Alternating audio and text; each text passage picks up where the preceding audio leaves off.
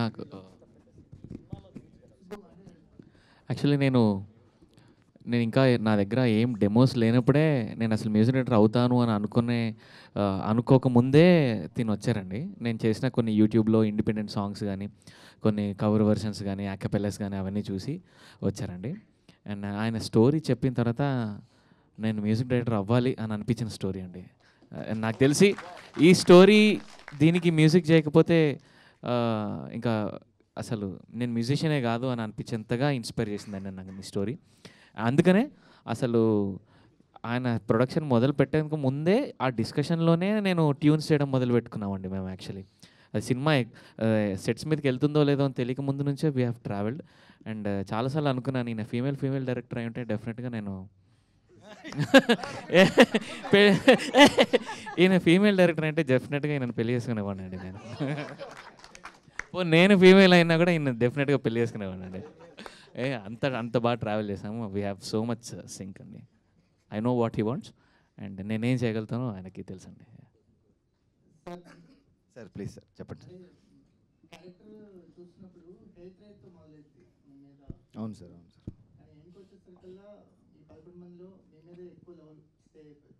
Thank you sir.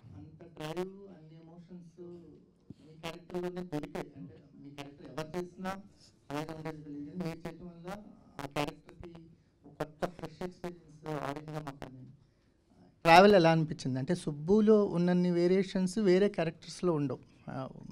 మీ క్యారెక్టర్లోనే ఎక్కువ దొరుకుతాయి variations, కానీ క్యారెక్టర్ ఆర్ట్ దొరుకుతూ ఉంటుంది. మీ ఎక్స్పీరియన్స్ ఏంటి? మీ బ్యాక్డ్రాప్ గురించి కొంచెం చెప్పండి. మళ్ళీ ఎప్పటి నుంచి ఉన్నారు? త్రూ ఆడిషన్సే అండి, మేమందరం సెలెక్ట్ అయింది త్రూ ఆడిషన్సే. అండ్ క్యారెక్టర్ ఆర్క్ వచ్చేసి ఐ షుడ్ బి థ్యాంక్ఫుల్ వంశన్నకి. బ్యూటిఫుల్ ఆర్క్ ఇచ్చి, అంటే ఎనీ డెబ్యూ యాక్టర్కి మీరు అన్నట్టు అంత ట్రాన్సిషన్ ఉండే స్కోప్ ఉండడం ఈజ్ సంథింగ్ చాలా మంచి ఆపర్చునిటీ. సో ఆపర్చునిటీ వచ్చినందుకు ఐ షుడ్ థ్యాంక్ వంశన్న. మీకు ఎలా అనిపించింది అంటే క్యారెక్టర్తో ట్రావెల్ అవుతున్నప్పుడు ఒక ఆర్టిస్ట్ జర్నీ స్టార్ట్ అయింది కదా, సుబ్బు క్యారెక్టర్తో జర్నీ మీకు ఎలా అనిపించింది? డిఫరెంట్ షేడ్స్ని ఇండివిజువల్గా వర్క్షాప్స్ చేసామండి. అంటే మీరు అన్నట్టు డిఫరెంట్ ట్రాన్సిషన్స్ ఉంటాయి సుబ్బు క్యారెక్టర్కి. ఒక దగ్గర కోపపడతాడు, బట్ అగ్రెషన్ ఒక లెవెల్ ఉండదు దానికి, అగ్రెషన్కి అంటే ఇమ్మెన్స్ అగ్రెషన్. సో దాన్ని ఎట్లా పోర్ట్రే చేస్తే బాగుంటుంది అనే దానికి కొన్ని వర్క్షాప్స్ అయినాయి. అండ్ అంటే ఒక భయం కూడా ఉండింది, అంటే అంత లెవెల్ ఆఫ్ అగ్రెషన్ చూపించేశాక ఒకవేళ అగైన్ ఎప్పుడైతే పశ్చాత్తాపడతాడో అప్పుడు అంతే లెవెల్లో పశ్చాత్తాపడకపోతే దెర్ ఇస్ నో పాయింట్, అంటే ఎండ్ ఉండదు నా క్యారెక్టర్కి. సో అక్కడ కొంచెం భయం ఉండింది, అంటే ఓకే ఇంత అగ్రెషన్ చూపించేస్తున్నాం ఫైన్, బట్ అంతే లెవెల్లో మళ్ళీ పశ్చాత్తాపడకపోతే ఓకే అన్నట్టు ఉంటుంది. సో దానికి బ్యాలెన్స్ అవ్వడం కోసం దీనికి ఎంత అవ్వాలి దానికి ఎంత అవ్వాలి అని ఒకటి. అండ్ విజయ్ మాస్టర్ గారికి చెప్పాలి, I should thank Vijay master గారు, బికాజ్ ఆ ఇంటర్వల్ సీక్వెన్స్లో ఏదైతే ఫీడ్ ఇచ్చారో ఆ అగ్రెషన్కి మధ్యలో అది అందులో మన ప్రోమోలో కూడా ఉంటుంది, కాసేపు నువ్వు పులి అన్నారు. నేను ఇంకా రెచ్చిపోవడం మొదలెట్టాను అక్కడి నుంచి. నేను పులి, ఎస్ కమాన్ నేను పులి. నాకు విజయ్ మాస్టర్ గారు ప్రతి యాక్టర్కి భలే ఫీడ్ ఇస్తారు, అంటే ఏది కావాలి ఈ సీన్కి ఏ కావాలి, నువ్వు రెచ్చిపోవచ్చు కొంతసేపు అన్నట్టు ఆ కట్టెలు తెంచుకుని అంత ఫ్రీడమ్ ఇచ్చారు. So everyone's effort. So Vamsi గారి ఈ క్యారెక్టర్ సుబ్బు క్యారెక్టర్లో వేరియేషన్స్కి అంటే కొత్త కుర్రాన్ని తీసుకోవటం, అంటే త్రూ ఆడిషన్స్ తీసుకున్నా అతని మీద అంత నమ్మకం ఉంచడం, ఎందుకంటే ఆ క్యారెక్టర్ కనుక సరిగా పే ఆఫ్ అవ్వకపోతే సినిమా ఇంత బాగా అనిపించేది కాదు. సుబ్బు క్యారెక్టర్లో చాలా వేరియేషన్స్ ఉన్నాయి, అంటే చాలా హేట్ రేట్తో మొదలైంది ఈ క్యారెక్టర్ ఆడియన్స్కి. ఫస్ట్ ఏంట్రా వీడు ఎలా ఉన్నాడని, అవును సార్. కానీ ఆ క్యారెక్టర్ ఎండ్కి వచ్చేసరికల్లా చాలా మోస్ట్ లవబుల్ క్యారెక్టర్ అవుతాడు. అవును సార్. ఏంటి ఈ క్యారెక్టర్ మీద నా ప్రత్యేకమైన ప్రేమ ఉందా? ఉంది సార్. మనకి ఆర్ఆర్ఆర్ మూవీ చూసుకుంటే సార్, రామ్ చరణ్ గారు అంటే ఒక టైంలో కోపం వస్తుంటుంది అందరికీ, ఒక టైంలో కోపం వస్తుంటుంది. తర్వాత ఆయనకి అసలు ఏం జరిగిందని తెలుసుకున్నప్పుడు ఎంత జరిగిన ఆయన అలా ఉండడంలో తప్పు లేదని చెప్పేసి మొత్తం రియలైజ్ అవుతారు.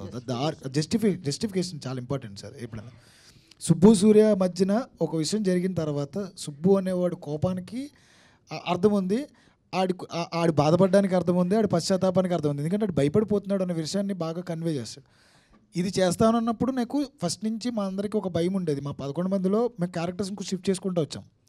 ఇది కాదు నాకు ఇంకా కావాలి ఇంకా కావాలని వేరే వాళ్ళు ఉండేవారు మళ్ళీ తిప్పుకుంటా ఇది చేసుకున్నప్పుడు 1 midnight అనుకుంటా నాకు ఒక ఆలోచన వచ్చింది.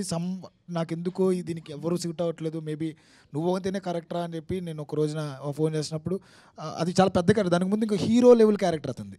ఆ టైంలో నేను సెలెక్ట్ చేసింది అతన్ని, అంటే మొత్తం అందరికంటే ఫస్ట్ ఉండే క్యారెక్టర్.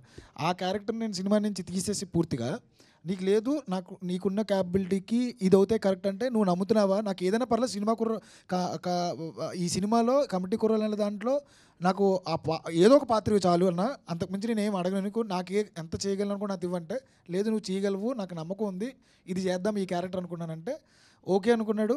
తర్వాత అతని క్యారెక్టర్ లోపల దిగడానికి మెనీ క్వశ్చన్స్ రేస్ చేయడం, వర్క్షాప్స్ అంటే మాకు అతని బాడీ లాంగ్వేజ్ ఏంటి, అతని పోర్ట్రేట్ చేయడానికి ఏమేమి చేయాలనే వర్క్షాప్స్లో ఎక్కువ వర్క్ చేసినాడు. ఇంకొకటి నాకు అన్అఫీషియల్ ఏడి వాడు, ఈ సుబ్బు అనేవాడు నాకు అన్అఫీషియల్ ఏడి. మొత్తం అన్నిట్లో నేను కొరియోగ్రఫీలోను, యాక్టింగ్ దీంట్లోను, మేనేజ్మెంట్లోను, సీన్ షార్ట్ డివిజన్లోను, ఈచ్ అండ్ ఎవ్రీ ప్లేస్లో నాకు మొత్తం టీంలో ఎవరైనా ఉన్నారు అంటే ఒక ఈ సుబ్బు అండ్ సూర్య ఈ బెస్ట్ ఫ్రెండ్స్ ఇద్దరే నాకు మొత్తం పక్కన ఉన్నారనమాట ఎక్కువగా నాతో. సో వాళ్ళకి కథ తెలుసు, దాన్ని బట్టి వాళ్ళు వెళ్ళిపోయారు సార్, అంతే. మెగా ఫ్యామిలీలో అబ్బాయిలంతా హీరోలు గాను అమ్మాయిలేమో ప్రొడ్యూసర్లుగా షేర్ చేసుకున్నారా ఏంటి మీరు సుష్మిత గారు? అలా కుదిరిందండి. అవునా? ఏంటంటే డార్లింగ్లో చేశారు, మళ్ళీ యాక్టింగ్ ఎప్పుడు? దీంట్లో పాటలో జస్ట్ అట్లా కనిపించి వెళ్ళిపోయారు.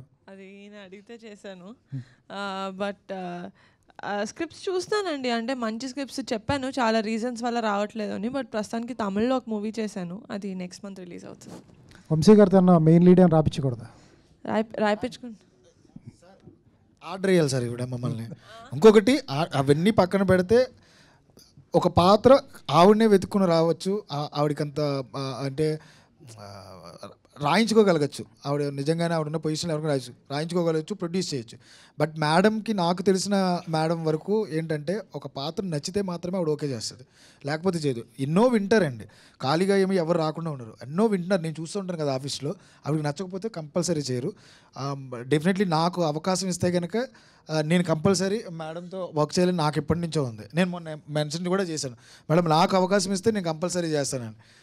మేడం టైము నాకు ఇస్తే నిజంగా చేస్తాను నేను. చిరంజీవి గారు చూశారండి, మీరు చూసింటే ఆయన మాట చెప్పారు, మరి ఆ మొక్క యాక్చువల్లీ సినిమా టైటిల్ కమిటీ కుర్రోలు కాకుండా చిరంజీవి గారిది జాతర అనే ఒక సినిమా వచ్చింది సార్. అవును సార్, అది కూడా నేను అనుకున్నాను సార్. టైటిల్ అనుకున్నారా? అవును సార్ అనుకున్నాం. మరి ఎందుకు పెట్టలేదు ఈ కమిటీ కుర్రోళ్ళు అని ఎందుకు పెట్టారు? ఇది జాతర కంటే there are so many elements కదా సార్. ఈ కమిటీ కుర్రోళ్ళు అనే దాంట్లో మనకి చాలా ఎమోషన్స్ ఉంటాయి, అంటే ఊళ్ళో గొడవలు ఉంటాయి, ఆటలు ఉంటాయి, పాటలు ఉంటాయి, అన్నీ ఉంటాయి. సో ఇది ఆ టైటిల్ అని నేను ఫిక్స్ అయ్యాను. సో దాని తర్వాత అది వచ్చింది. చాలా చాలా టైటిల్ అనుకున్నాం, మన ఊరు పాండవులు అనుకున్నాం, యువకులు అనుకున్నాం, శివ అండ్ ఫ్రెండ్ సర్కిల్ అనుకున్నాం, చాలా చాలా అనుకున్నాం. లాస్ట్కి కమిటీ కుర్రోళ్ళు మేబీ యాప్ టైటిల్.